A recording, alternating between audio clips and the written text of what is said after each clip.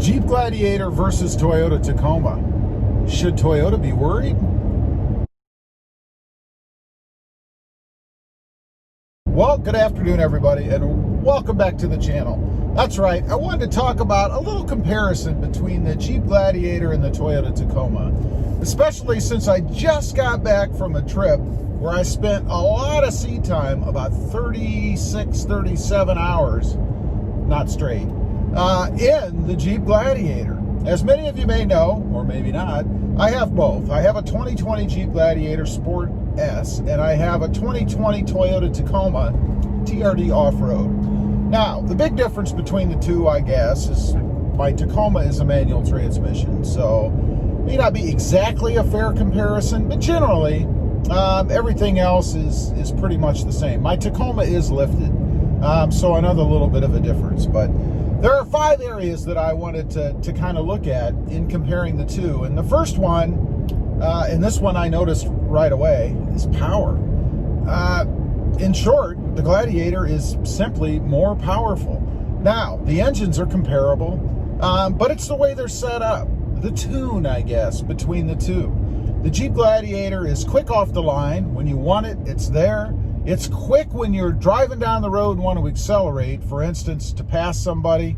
You know, on the trip that we took, 2,500 miles round trip, there were lots of roads that we drove on, unfortunately, that were like country roads. 2-lane roads where if you were behind somebody slow, you needed to get out into the other oncoming lane and go around them. And you know, in the hilly country, you don't want to spend a lot of time over there in the oncoming traffic lane, so you punch it, you go around. And I got to tell you, the Gladiator got up and went, man. Can't say the same for the Tacoma. Next up, comfort. You know, that was a big consideration in determining, besides the manual transmission, which vehicle we were going to take to Colorado. My wife can't drive a manual, so that kind of settled it right there. But you know, the Gladiator's just more comfortable. It feels better on the road. It's a little more roomy inside. And I gotta say, the seats are better. The seats are more comfortable. And that's a little disappointing for me with my Tacoma, because Jeep, or Toyota rather, just redid the seats in the Tacoma. You know, we have this new 10-way power adjustable lumbar seat. Mine happened to be leather, and maybe that's why leather tends to be a little stiffer, I think, than cloth anyway. But the seats in the Tacoma feel hard flat, if you will. You know, almost like you're sitting on a piece of plywood. I don't know. And I gotta think, had we taken the Tacoma, I might have been quite a bit uncomfortable after spending several hours sitting in these seats. I never felt that way in the Gladiator. The seats always felt nice and soft. My rear end never got sore from sitting in there too long, or so long, I should say. Just a much better feel. It took the road bumps better. Maybe not a fair comparison because my Tacoma is lifted, but let's be honest, this is my, I don't know, 6th or 7th Tacoma. So, and only my 2nd lifted Tacoma. So I have spent quite a bit of time over the years, and we're going over bumps right now, quite a bit of time over the years sitting in a Tacoma. So I have a pretty good point of reference. Gladiator's just more comfortable, more space, more room, and better seats. Next up, fuel economy. You know, this is the elephant in the room that nobody ever wants to talk about, but everybody wants to talk about it. You know, I got 22.9 miles per gallon in my Jeep Gladiator. And right now, let's take a quick look. I'm averaging, now, granted, this isn't on a long distance freeway driven trip, but I'm averaging 13.2 miles per gallon. You know, I'm not gonna pick up 9 or 10 miles per gallon just by going on the freeway. There is a pretty big disparity between the two, so you're gonna spend more money. You're gonna spend more money driving the Tacoma and have less power and less responsiveness to do it. I don't know. Maybe Toyota should be worried. Next up, technology. Now, I will say this is the one area where I would state the two trucks are pretty darn comparable. You know, Toyota just redid the radio in their truck.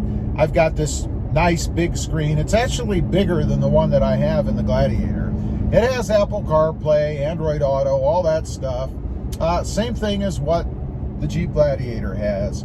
And I would say that I'd probably give the nod to the Tacoma here because of the screen size. And I know you can get a bigger screen size in the Jeep Gladiator, but I don't believe you're going to get the same size or as big of a screen and as good of clarity, I guess, as what you get in the Toyota Tacoma. It is a pretty awesome setup. I'm really digging the radio and the screen and everything that we have inside the Tacoma. From a sound quality standpoint, I'd call it probably pretty even. Maybe the nod there actually going to the Gladiator, which, by the way, let's face it, I mean, if you're comparing radios, isn't sound quality probably pretty important? I don't know. So I guess overall, because of the sound quality, I'd have to call them even. Not a big benefit for either one, which is good because they're both decent radios in the two trucks. The last thing that I'll mention, and this is one that's pretty important to me because it's part of what I do for a living, and that's modability. You know, the modability between the two trucks. I haven't done a ton of things in the Gladiator, to be honest. A few cosmetic things, the wheels, things like that, tonneau cover, Sunrider soft top. But it's about the same, to be honest. I mean, there are a myriad of parts out there available for both trucks. It's not like you're going to have problems finding things to do for either one. And that includes, you know, everything from the most extreme suspension lift, I suppose, to the most mundane aesthetic mod. There's just a ton of things out there for both. Both have been around for quite a while. Jeep in the form of Wrangler, of course. So there is a great aftermarket presence out there, and you'll never have problems trying to find parts and stuff and things like that to do to your Gladiator. So I guess I'd probably call them pretty darn close as far as that goes. Now, I'll throw in one bonus thing, I think, and this is really the reason why I got the Gladiator, other than I really like the way it drives and I like the way it looks. By the way, some people don't. I find the Gladiator is pretty polarizing. Either people love it or they hate it. And it's interesting because when I was in Colorado, a few people there asked me about it, and I asked them if they liked it, they didn't like it, and it was probably split. But there was nobody that said it was okay. It's either, yeah, I like it a lot, or no, I really don't like it. But anyway, the reason that I got it primarily was because of its convertible option, I guess. Now, I do have a sunroof here in the Toyota Tacoma, so I can open the roof a little bit. But the Jeep Gladiator, you can take everything off. You can take the doors off, you can take the top off, you can remove everything. You can have an open air experience if you want. And I really love that. Now, I haven't done that yet. I'll do that eventually with the Gladiator, and I'm thinking that when I do, I'll probably never put everything back on because the Gladiator looks pretty awesome with all of its stuff off, with the top off and the doors off and all that stuff. It's pretty cool. It's pretty versatile as far as that goes. So anyway, you know, a couple of those things are pretty minor. The more major is obviously the power and comfort and fuel economy. And my question in the beginning, you know, should Toyota be worried or should Toyota be concerned? I mean, you know, they've been number one in the mid-size truck market forever. I think they should. I think I read recently, actually, that from a reliability standpoint, which is always the argument you get when you talk about the Tacoma compared to any other truck, well, it's reliable. It's more reliable.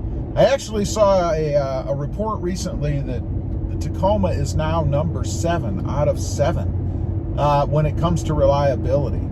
Number 1 being the Nissan Frontier. So I don't know if you can really use that argument anymore. And if you take that away, I think Toyota probably should be a little bit worried. They should be concerned, especially if Jeep really invests in the mid-size truck market and continues to improve the reliability and quality, which, by the way, for me has been spot on so far, of their new Jeep Gladiator truck.